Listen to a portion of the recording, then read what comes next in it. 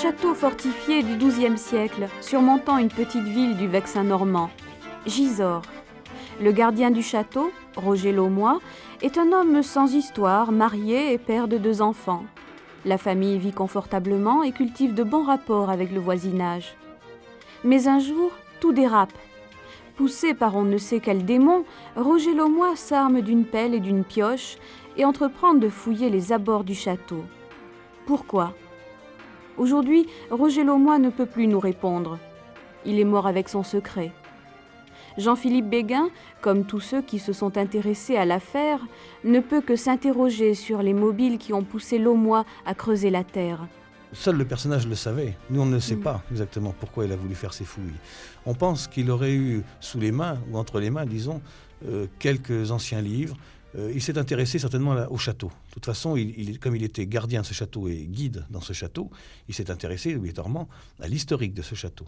L'amour des vieilles pierres l'a amené à se poser des questions, peut-être. Absolument. Et puis alors, il a su, certainement, qu'un ordre religieux et militaire était passé par ici, qu'il s'y est arrêté, et il a voulu en savoir plus. Vous savez, à l'époque de Roger Laumois, il s'était écrit depuis les années 1800 environ 700 à 800 livres sur les Templiers. Et vous savez que le mystère templier est vraiment celui qui date depuis le plus longtemps.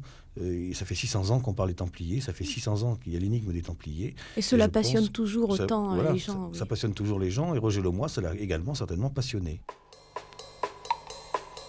Devant les questions du journaliste Gérard de Sède, Roger Laumois avait évoqué ses talents de radiesthésiste. Ou bien encore le pendule d'un visiteur. Il n'aimait pas en parler d'ailleurs. Mais Jacques Laumois, le neveu de Roger, a un autre avis sur la question. Comme mon oncle était extrêmement curieux, je pense qu'il avait dû retrouver des vieilles archives ou quelque chose du genre. Ah oui. Il avait dû fouiller dans des vieilles archives, quelque chose. Enfin, c'est mon sentiment, hein, je ne peux pas le garantir, mais c'était un homme extrêmement curieux. Et vraiment qui croyait à ce qu'il faisait, c'était sa vie. Les recherches, l'archéologie, tout ça, c'était son grand plaisir.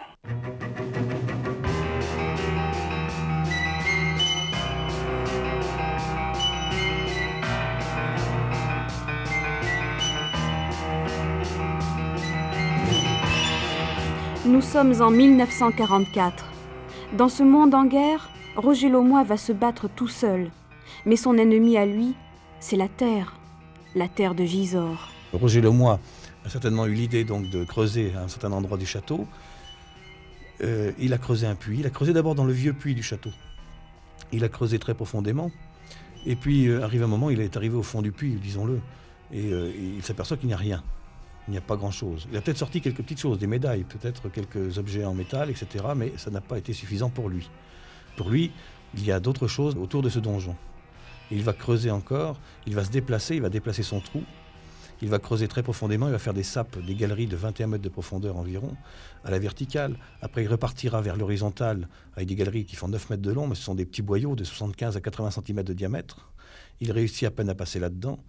Pour évacuer sa terre, il a un vieux treuil qui grince tant qu'il peut. Il est obligé de remonter souvent pour le graisser, pour ne pas faire trop de bruit, parce qu'il faut que je vous dise que Roger Laumois ne travaille que la nuit. Le jour, il est à son poste, il fait visiter le château et s'occupe des fleurs du château.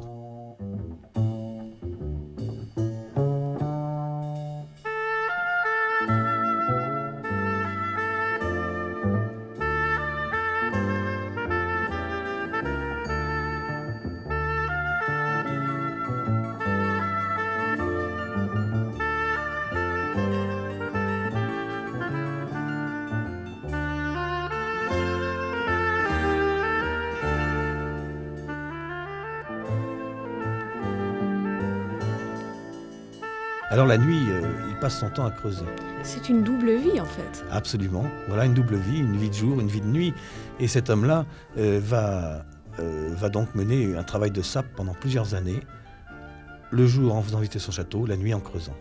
Mais ça devait être épuisant, complètement épuisant pour un organisme, pour sa santé. Absolument. D'ailleurs, une personne qui va le rencontrer plus tard, c'est Gérard de Sède, dira de lui, lorsqu'il entend parler, eh bien, il est atteint d'un emphysème.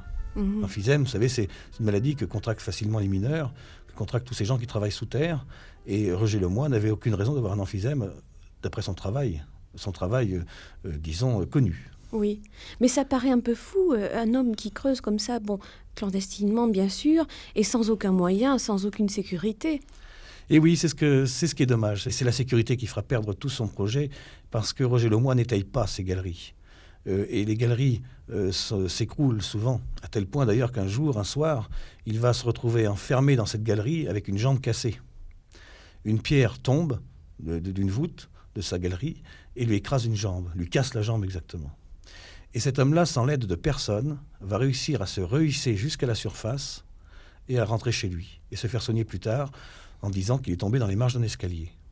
C'est assez fabuleux, parce qu'il faut s'imaginer de remonter une galerie qui fait environ 16 mètres de hauteur à la verticale, avec une jambe cassée. Hein.